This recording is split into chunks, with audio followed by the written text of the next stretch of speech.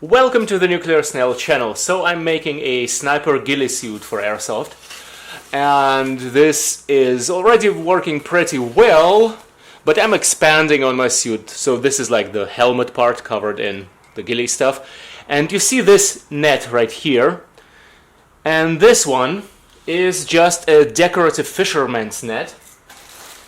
And besides getting your head caught in branches and snapping your neck by doing so, this has the ability to add some visual texture and also allow you some more attachment points and stuff. And also it looks really cool. So this is how it comes originally. And in today's mini tutorial, I'm going to show you how to do this kind of thing. And by the way, it's not just for functional ghillies. It's also great for just looking really cool. It can be used for, just post-apocalyptic costumes in general. So this is some water, probably like half a liter or so, and the amount of net I have here is a ball kind of like this.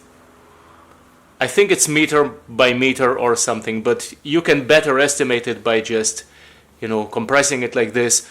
So I'm using about as much water as the size of this by volume. And first thing I'm gonna do is choose my colors to blend. It is just gonna give me the tone that I want. So first of all, I really just want to darken this thing. So I'm taking good old black, and I'm just going by feel here. Just squirting some of that black in the water. Not too much, because black makes things dark really fast. So I'm gonna put this aside now. I think I'm done with that one. Then I'm gonna take this swamp green, which I've mixed from whatever I mixed it from, from some base tones. But this has been sitting around my post-apocalyptic crate for a while, and I barely ever use it for actual post-apocalyptic costumes. But for this, it is great. And as you can see here, we are already getting some great swamp water colors. And I want to give it a shot of this, what I call wasteland diarrhea tone. And now it's looking like this. So this is great. I'm gonna mix it using my universal screwdriver. Admit it, you're also using it as all kinds of tools, not just the screwdriver. And now we have a tone like this. And this is still a bit too bright for me, so I'm gonna double down on that black. As you can see here, it's not an exact science for me. I mean, you could measure it out, yes, but why bother? And now we have this nice swampy dark green here, which is kind of still too bright for me. So I'm gonna get a new bottle of this. So now I'm just gonna dunk it in. Make sure that all of it touches this swamp water green once. And that is pretty much all I need. So this tone is gonna be a bit different, darker than what I have up here, which is actually something I don't like. So I'm remedying the situation by applying some wasteland sand tone or wasteland diarrhea directly to this, and then kind of dunking it in again. And I think I really like this because it kind of gives sort of a flow where it's not all the same tone. Alright, so now this doesn't need to stay in there forever. And in fact now I'm actually going to put on some gloves and then we continue.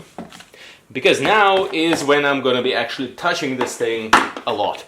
And by the way, those are just like some really affordable fabric paints.